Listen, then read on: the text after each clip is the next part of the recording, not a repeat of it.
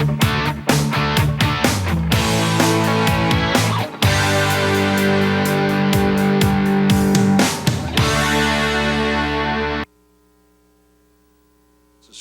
John Plasse with District 1, here to give the Board of Supervisors report from yesterday, January 12th's meeting of the Board of Supervisors.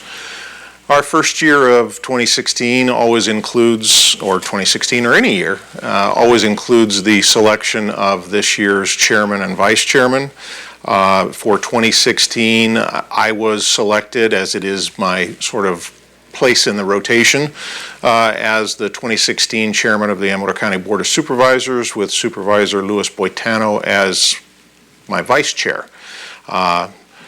After that was followed with a passing of the gavel and a presentation of a plaque to last year's chairman, Supervisor Brian Oneto, for his recognition and appreciation for his year of service in the chair position. It does entail an additional load, and we appreciate his service very much in that. So with all the pomp and circumstance over at that point, we were able to get into the meat of the agenda, if you will, and the next item on our agenda was the issue created by the Sustainable Groundwater Management Act.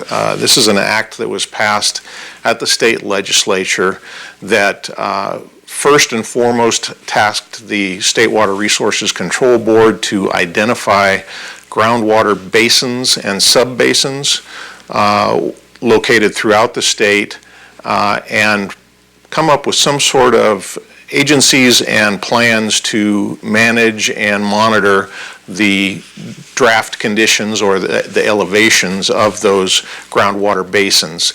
Amador County, as most people know, is primarily water sources are through fractured rock.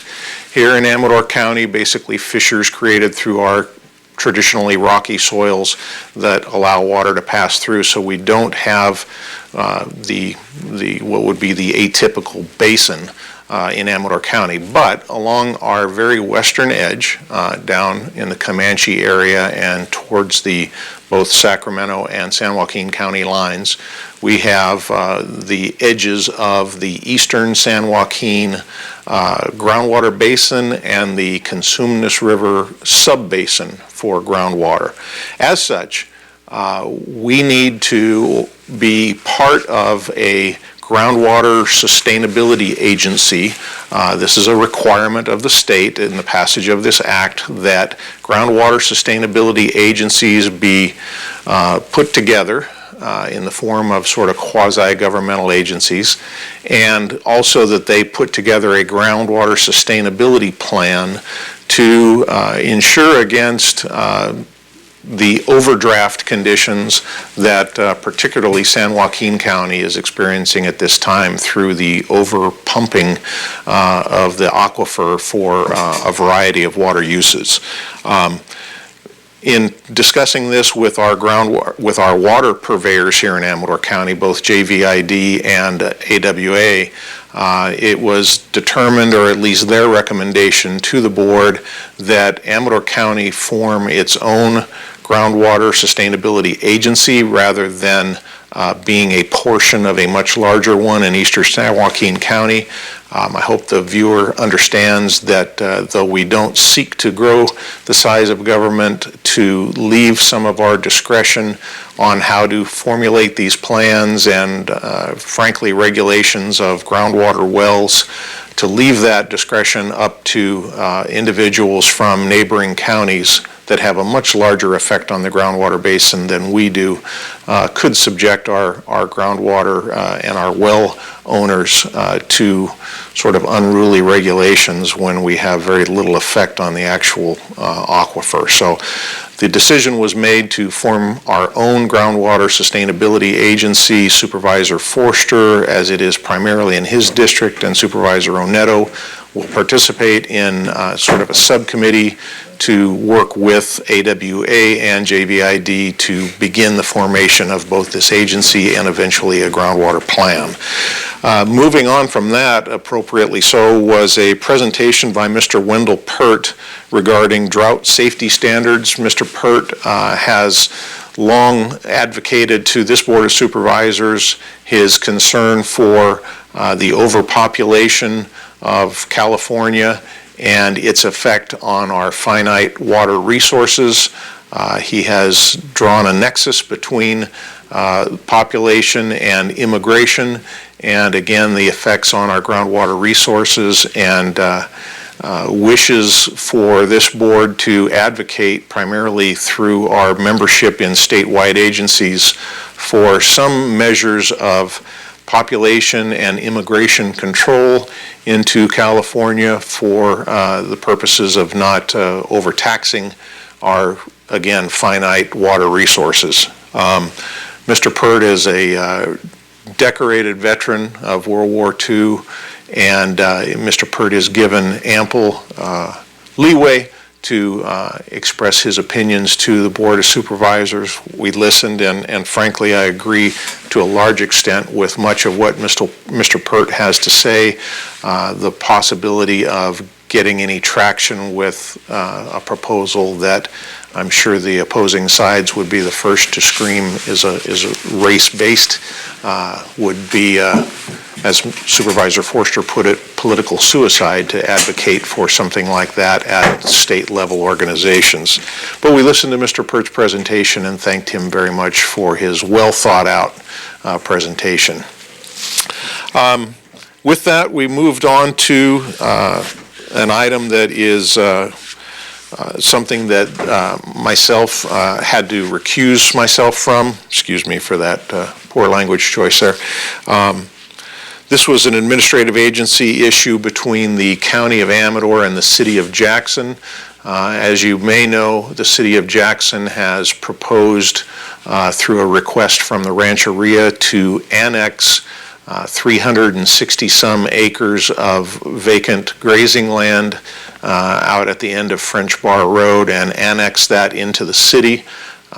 Numerous presentations were made before the Jackson City Council questioning the reasonableness of annexing grazing land into the City of Jackson, thereby placing any city service requirements to that land basically on the doorstep of the ratepayers and taxpayers of the City of Jackson, with no development proposal for that project to offset the cost of those city services to be provided. The City of Jackson went ahead after several meetings and changes in their original proposal from a rezoning to 1 acre density in this 360 acre tract to now a suggestion that it be general plan designated and zoned open space. But again, the application comes from the City of Jackson to annex vacant land into the City of Jackson with no development proposal to go with it to offset the costs.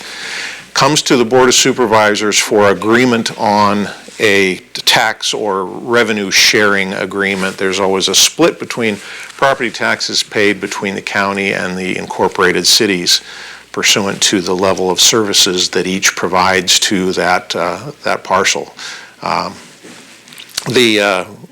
Again, I recused myself from that discussion as it borders my property on French Bar Road, but the decision of the Board of Supervisors was to not agree to the revenue sharing proposal from the City of Jackson on this issue, and basically express their lack of appreciation or trust in the relevancy of this application for annexation. It was a 3-1 vote at the Board of Supervisors to not approve that agreement. Without an approved revenue sharing agreement, the issue is not able to be brought before LAFCO, which is the Local Area Formation Commission, and in charge of things like annexations, city incorporations, and spheres of influence. So where it goes from here, there is a process whereby the City of Jackson can appeal the decision of the board and take that to mediation and push the issue.